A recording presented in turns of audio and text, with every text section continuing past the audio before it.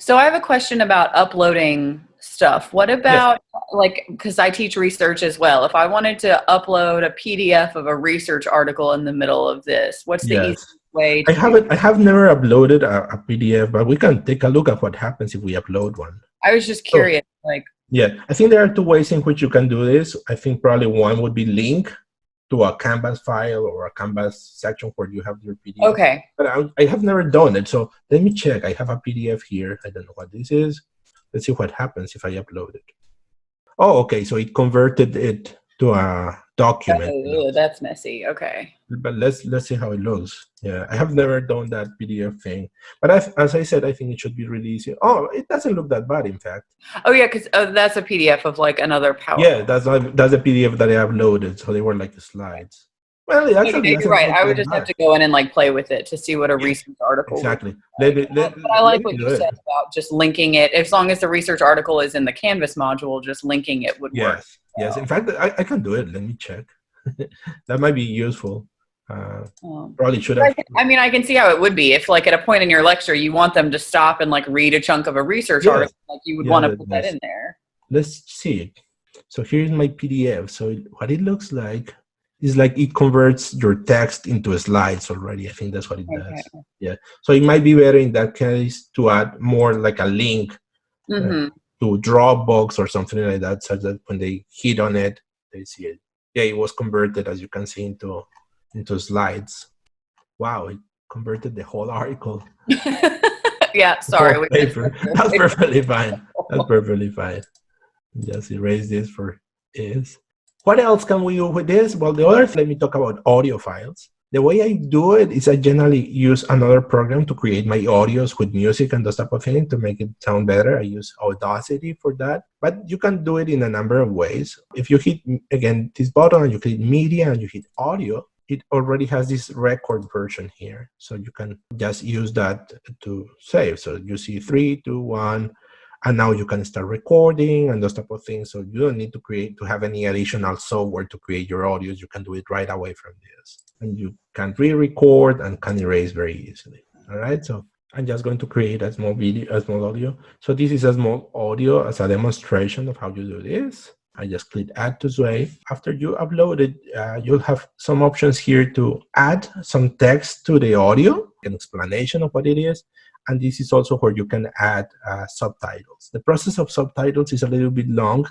The other thing that you can do with audios is add closed captioning. So here, what this will do is just tell the people who see this what this audio is. When you use big files like videos or something like that to upload them, it might take a while for them to be uploaded, but eventually you can just close your Sway if you want, and it will do it automatically. So when you go back a few hours later, it will be there. So here is my audio, and as you can see, this title that I put is put here as a illustration of what this audio was about. You go to details, you can see here that it says add closed caption. And to add closed caption, again, this is a process that is a little bit long. You need to create a text file. The other thing that I wanted to mention, as I said, is how to create those stack-like cards. Let's say that I want this text here to show up in those stacks. The way I'm going to do it, you can do it in a number of ways, but you click this button and then you have the stack version. So this creates that stack already, and you just add content as you want. As you can see, the options are text or images, right? Maybe I just want to paste each of these sentences here to my stack, right? So that is one. I go back and I add some more. Let's say this is my second card. And then you can easily drag things and put them into that stack. Let's say that this is my second one, right? And let's add an image here. Again, I'm going to use just one image from the suggestions here. And then this all be shown as a stack. When you hit up here, it says group type. When you hit that, you have the different options to create it, right? One of them is to just put them in place. This is the automatic version. But the one that I like the most and my students like the most is the stack version. So let me show you what it does. So if I click stack and I go to my slides, now this is where it is. As you can see, it looks now like flashcards, right? And they just can click and go back and forth through them, right? I think this is, I generally use this when I have like specific definitions that I want them to learn or something like this, as a way for them to quiz themselves on this type of contents. So I think it's very helpful. Again, as usual, you can just hit these type of things and that would make it bigger. You can go and navigate with this, right? So again, I think it's a great resource. There are other options when you have like different images. For instance, I'm going to put these two images here, one next to the other. I'm going to click them. In this case, I select them by clicking this little check box here. And by doing that, I can group them. As you can see, now I have the option when I hit that group, right? And when I have images, I also have some extra options, like they can appear as in a slideshow. In this case, essentially, where is it? Participants can hit on this image and see the next one and this type of things. Again, most of these things are just things that are fun to explore. There might be some interesting things about this. There are other options like this. For instance, this allows you to create some little text below each one so that you know what it looks like. Let me see how this one looks, right? So in this case, as you can see, there is kind of a small line here that shows you that there are other images and they just can go back and forth. So these are essentially the main features here. When you have images, in addition to this, you can also again choose how big you want them to appear. And if you can also choose, as I used before, right, to show them the whole picture, right, or to just select a specific part of the picture that you want the sway to focus on. This is what it does. So you can play with all of these options, right? Make text a little bit bigger and those type of things. So those are the basic features of Sway. Play with it. It's a lot of fun. As you can see, you really don't need to have any particular software. It's kind of very intuitive. It's very easy to add things. It's very easy also to erase things. Just hit this trash can button here. You can make text larger and you can give emphasis to things. And as I said, at least in my opinion, it's a very good way of delivering content in a much more interactive way because the students can go back and forth very easily. They can navigate. If you have good titles and those type of things, they can use this button here to see the different sections, right? To jump to one or the other very easily. It also makes it look good, appealing, interesting, right? It is very useful, very easy to use. You just need to play with it. The other thing that I wanted to mention is how you have created your Sway, right? Now, how do you share it to your students? For this, up here, you have the share option, as you can see. So if you hit the share option, it will give you different options here. You can decide who this is shared with. So you can share it with specific people or groups, with people only in your organization, or with anyone with a link. This is the option that I generally use when I choose one of these two. My students need to log in to their Microsoft accounts to be able to access them, and that is somewhat problematic. So generally what I do is I keep anyone with a link. Notice that when I do that, what this creates is a small link, because ultimately this is all in the cloud. This is not saved anywhere, but it's in the cloud. And you can get the link like that. You can also get what is called a visual link. If you put this in an email, it would look like this. You just copy this, close it, right? And let's say that I want to put that in an email, right? So I just go to my Outlook, new message, and I just paste this.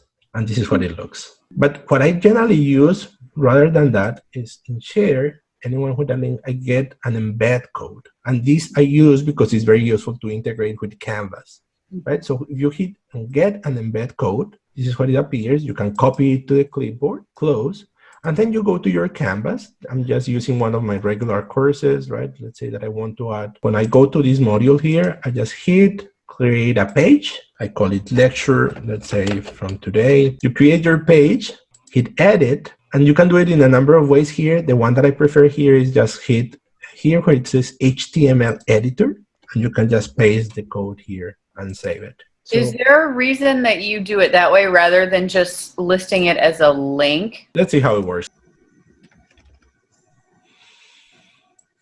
So when I hit this, oh, look what I get.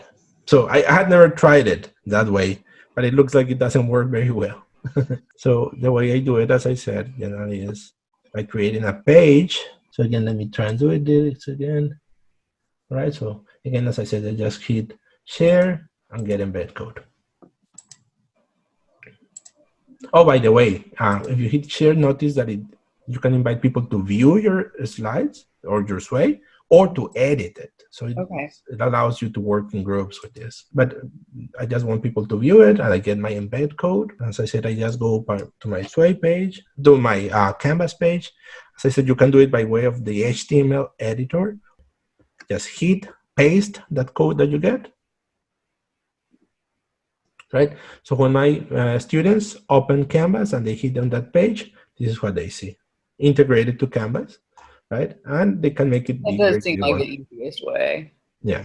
So I think it's helpful. Now, the reason why I do this is because I like to combine these with other things that I put in my modules. For instance, to make them read, because of course, sometimes they don't want to read this way or don't want to follow a presentation, you can follow these with a quiz. So I generally have, quite often I have a quiz about the lecture. I just add it here, right? And the reason why I'm adding it here is just to show you how it allows kind of for easy navigation. My students can go to this first, and then as soon as they are done, they had, they continue with the quiz and those type of things. I generally modify in Canvas so that you have requirements. So I generally hit edit and I hit requirements here.